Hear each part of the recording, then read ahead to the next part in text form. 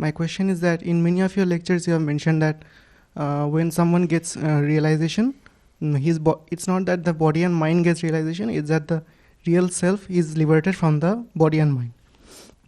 So my question is, if the self is liberated from one body and mind, why does it not simultaneously get free from all the other body and minds when? Okay, good question. Let me answer that question. The question is that if there is only one self, Advaita says, in everybody, and when a person gets liberated, he gets knowledge that I am not this body and mind, I am Satchidananda, the one consciousness, existence, bliss. If it's one self everywhere, if one person gets liberated, everybody else should also get liberated. Do you see the logic of the question?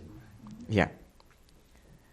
Now, the answer is this. It's actually a very simple answer. It's a good question, but it's a very simple answer is there. It's not really the self which gets liberated.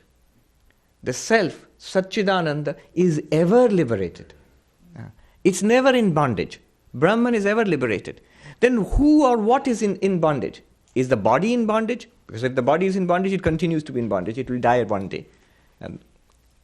What is in bondage is a very peculiar entity called the jiva, the individual sentient being. The individual sentient being is a peculiar combination of the real self, Satchidananda, and the mind. It's the mind superimposed on the real self, or the real self identified with the mind. You'll say, what is that? That's exactly what you or I am right now. Unless you are a Jivan Mukta, you will identify yourself with your body and mind. Unless you are a liberated soul. Swami Vivekananda says, here is a simple test. Sit quietly, close your mind and say, I. If any thought of body and mind crops up, when you say I, you are not liberated yet. This one which says I means body and mind, this is the jiva, the individual sentient being, individual being. This is the one which is in samsara. This is the one which is trying to get liberation. This is the one which is suffering, trying. This is the one who comes to Vedanta classes. This one gets liberation. It realizes that I am Satchidananda. And this realization, to answer your question directly, this realization is in that particular mind. Why so? Because the ignorance is in each mind. And in each mind it has to be corrected by knowledge in that mind. Here is a thing to be known about knowledge and ignorance. To be effective, there is a rule.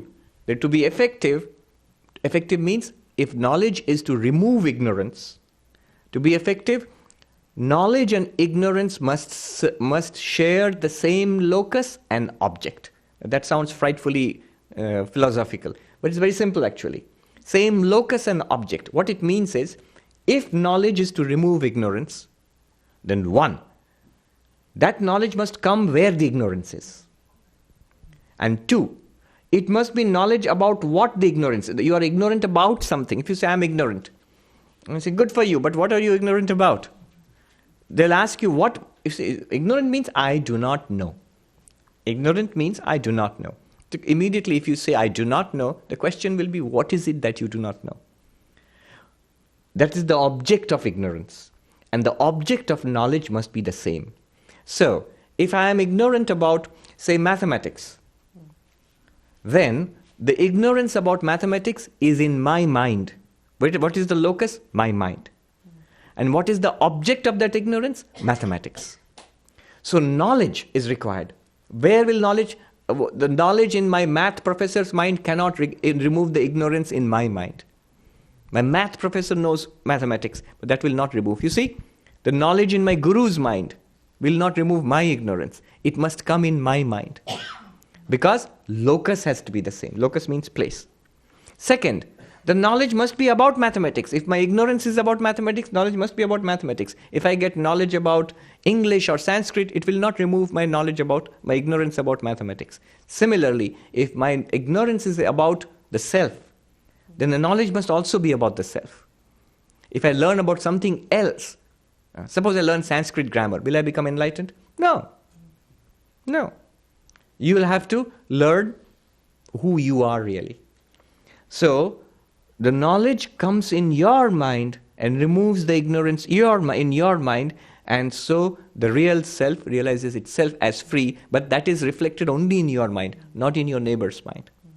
That answers the question. Thank you, Vishwarup.